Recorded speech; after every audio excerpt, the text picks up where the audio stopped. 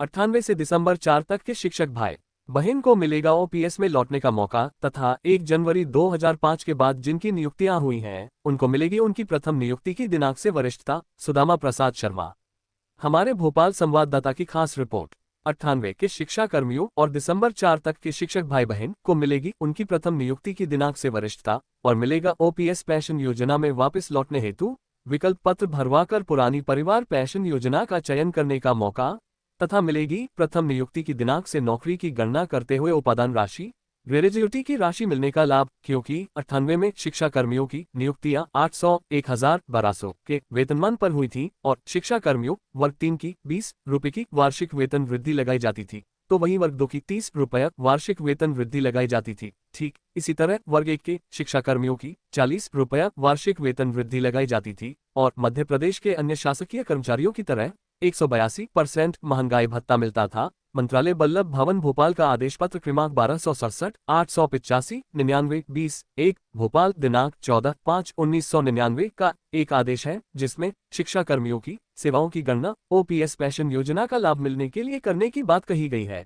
इसके बाद शिक्षा कर्मियों को 3 वर्ष की सेवा अवधि उपरांत उनका कार्य और व्यवहार संतोषजनक ढंग का पाए जाने पर उनको मध्य प्रदेश शासन स्कूल शिक्षा विभाग के आदेश क्रमांक F1269 2201 भोपाल दिनांक 21/6/2001 मध्य प्रदेश पंचायत शिक्षा कर्मियों भर्ती नियम तथा सेवा शर्तें नियम 1997 के अनुसार प्रमुख सचिव महोदय स्कूल शिक्षा विभाग श्रीमान यू के सामल के हस्ताक्षर से जारी आदेश से वर्ष 2001 में नियमित वेतनमान पर नियमित कर दिया गया था और दुनिया की कोई भी अदालत, हाई कोर्ट और सुप्रीम कोर्ट तक यही कहती है कि कोई भी शिक्षक कर्मचारी उसकी नौकरी में सेवा में आने के बाद सिर्फ और सिर्फ एक ही बार नियमित किया जाता है। बात नहीं तो फिर कुल मिलाकर यह कहना चाहता हूं कि सिर्फ और सिर्फ शिक्षा कर्मियों और दिसंबर 4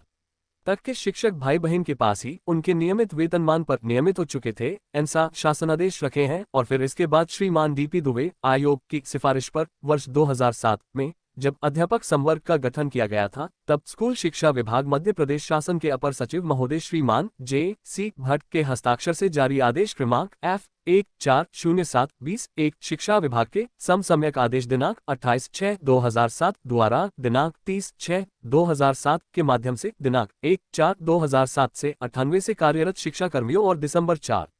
तक के शिक्षक भाई बहने की सेवा अवधि की गणना पेंशन, क्रमोन्नति और पदोन्नति उपादान राशि ग्रेजुएटी आदि का लाभ मिलने के लिए निरंतरता में करते हुए अध्यापक संवर्ग में संविलियन किया गया था। नवीन नियुक्तियां नहीं की गई थी तब सहायक अध्यापक का वेतनमान 3000 से 5000 रुपये तथा 100 रुपया वार्षिक वेतन वृद्धि लगाई जाती थी और अध्यापक का वेतनमान 4000 से 6500 रुपये रखते हुए 125 रुपया वार्षिक वेतन वृद्धि लगाई जाती थी एवं वरिष्ठ अध्यापक का वेतनमान 5000 से 8500 रुपये रखते हुए 175 रुपया की वार्षिक वेतन वृद्धि लगाई जाती थी। ये लाभ स्कूल शिक्षा विभाग के अपर सचिव महोदय श्री मान J.C. भट्ट के हस्ताक्षर से जारी आदेश अनुसार दिया गया है और फिर जब जिस आदेश से 1/04/2011 से एनपीएस पेंशन योजना में शामिल किया गया है उस आदेश में साफ साफ शब्दों में लिखा है कि स्कूल शिक्षा विभाग के शासकीय विद्यालयों स्कूलों में कार्यरत अध्यापक संवर्ग को एनपीएस पेंशन योजना में शामिल किया जाए तो फिर सवाल यह उठता है कि स्कूल शिक्षा विभाग के शासकीय विद्यालयों में कार्यरत अध्यापक संवर्ग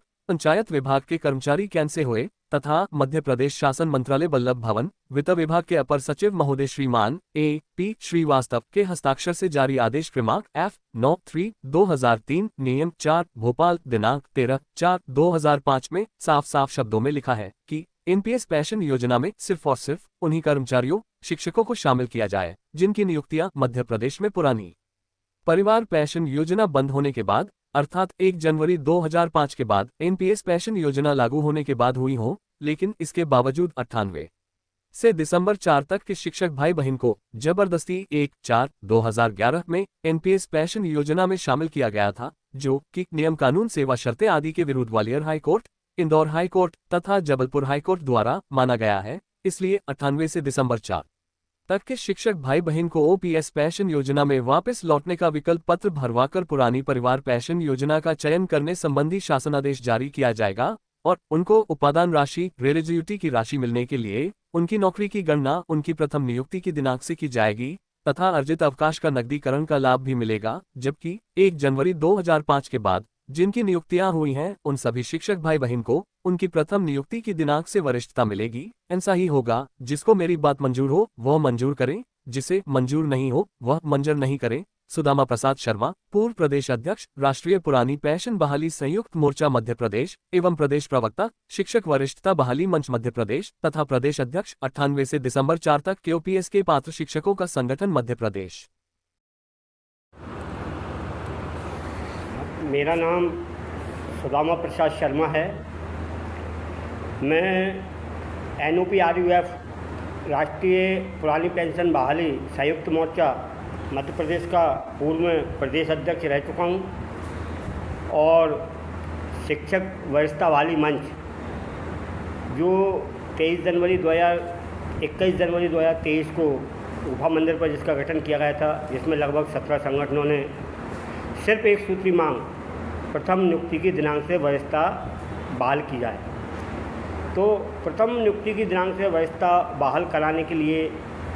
जो शिक्षक वरिष्ठता बहाली मंच बना उसका मैं प्रदेश प्रवक्ता हूँ और 98 से दिसंबर 4 तक के OPS के पात्र शिक्षकों का संगठन मध्य प्रदेश, इस संगठन का मैं प्रदेश अध्यक्ष हूँ। मैं मध्य प्रदेश के यशस्वी मुख्यमंत्री, मध्य प्रदेश के संवेदनशील मुख्यमंत्री, कर्मचारी हितैषी मुख्यमंत्री माननीय डॉक्टर साहब मोहन सिंह जी यादव, मुख्यमंत्री मोहन सिंह जी यादव जी से ये आग्रह, निवेदन, अनुनय और विनय और प्रार्थना करना चाहता हूँ। लगभग 1,04,000 98 से दिसंबर 4 तक के शिक्षाकर्मी और संविदा शिक्षक जिनकी नियुक्तियां होकर सरकारी विज्ञापन जारी होने के बाद रिक्त पदों पर जिनकी नियुक्तियां होकर जिनका नियमितीकरण नियमित वेतनमान पर मध्य प्रदेश में पुरानी परिवार पेंशन योजना बंद होने के पहले हो चुका था। चूँकि मध्य प्रदेश में 1 जनवरी 2005 को पुरानी पेंशन बंद हुई है और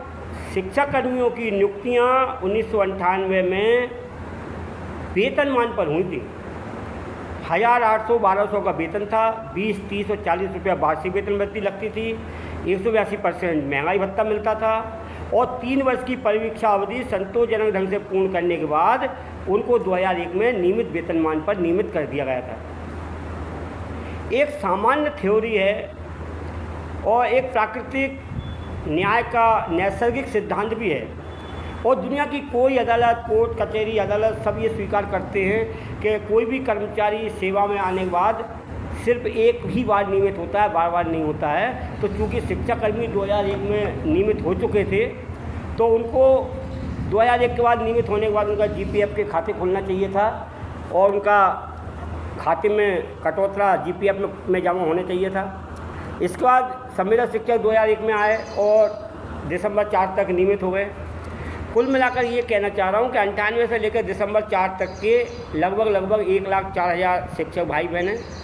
जिनकी नियुक्तियाँ और नियमितीकरण पुरानी पेंशन बंद होने के पहले हो चुके थे।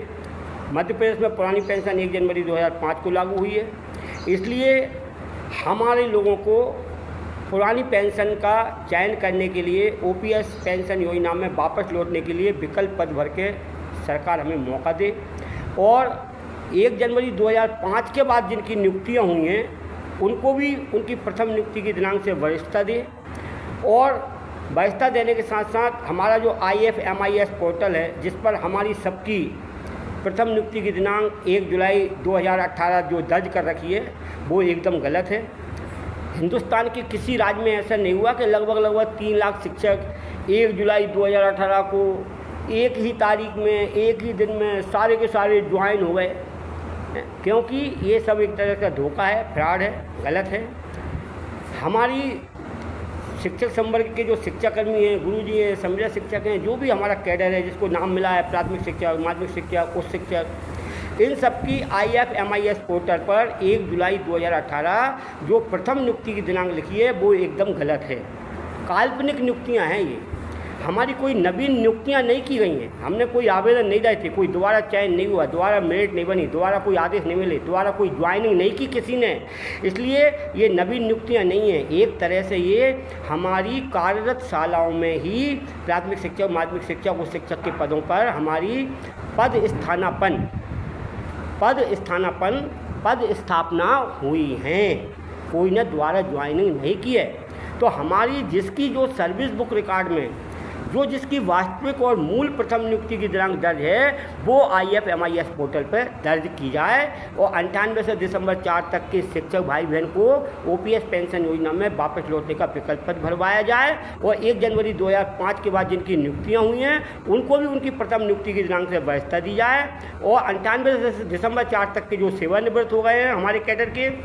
जिनके जो दिवंगत हो गए हैं उनके परिवारजनों को, उन सबको मौका दिया जाए, उनकी प्रथम नियुक्ति की दिनांक से वैधता बहाल की जाए और उनको ग्रेजुटी की राशि का भुगतान उनकी प्रथम नियुक्ति की दिनांक से नौकरी की गणना करते हुए ग्रेजुटी की राशि का भुगतान किया जाए, उनको अर्जित अवकाश के नकदीकरण के लाभ का भुगतान किया जाए और इसी प्रकार उन लोगों को पुरानी पेंशन में वापस लौटने का मौका दिया जाए। मध्य प्रदेश सरकार अगर ऐसा करती है, मध्य प्रदेश के मुख्यमंत्री माननीय मोहन यादव जी ऐसा करते हैं, हमारा आग्रह, हमारा अनुनय, हमारा विनय, हमारा निवेदन स्वीकार करते हैं। हम लाखों शिक्षक भाई बहन और हमारे साथ जुड़े हमारे परिवार के लाखों परिवारजन हम मध्य प्रदेश की भाजपा सरकार के साथ हैं, डॉक्टर मोहन यादव जी के साथ हैं, आज भी हैं, कल भी रहेंगे, आने वाले भविष्य में भी उनके साथ हैं। जय हिंद, जय भारत। दूसरी बात मैं ये कहना चाह रहा हूँ कि शासन द्वारा जो